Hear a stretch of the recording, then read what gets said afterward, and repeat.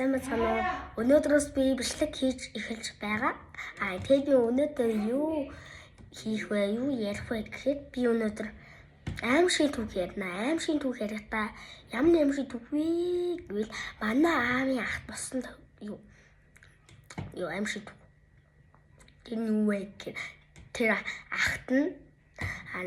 нь найзах руу очсон юм байл да. Найзах руугаа яваад орсон чинь дүүн гэртээ сууж исэн. Тэр найз нь өөрөө машин амжилтсан гадаа. Тэр дүүндээс ах чин гадаа машин амжилж байгаа мó гэсэн юм. Тэгсэн чинь юу ах гэсэн юу яриад байгаа юм бэ? Нэрийг хэлсэн аахгүй. Нэр нь хэлсэн гэж хэлээ тий. Хэлсэн чинь ах хөнгөрөө 7 хоног авсан. Тэгэхэд тэр ах амар шокнд орсон. Тэгэхэд гараад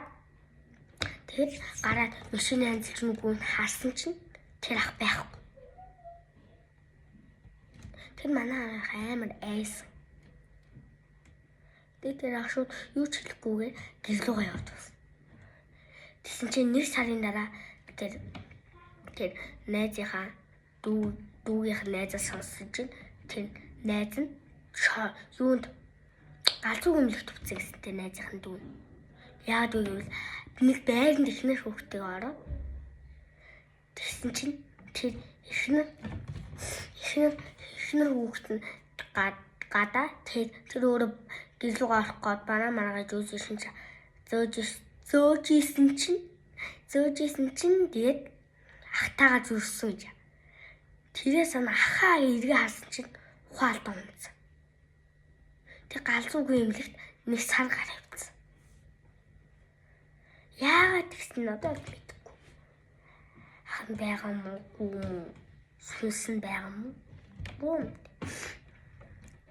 Яагаад гэсэн мөн сайн мэдэхгүй. Тэгээ яг уу ингээд дуусаа.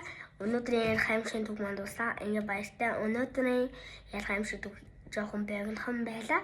Тэгэхдээ ямар ч баяртай. Subscribe дараарай.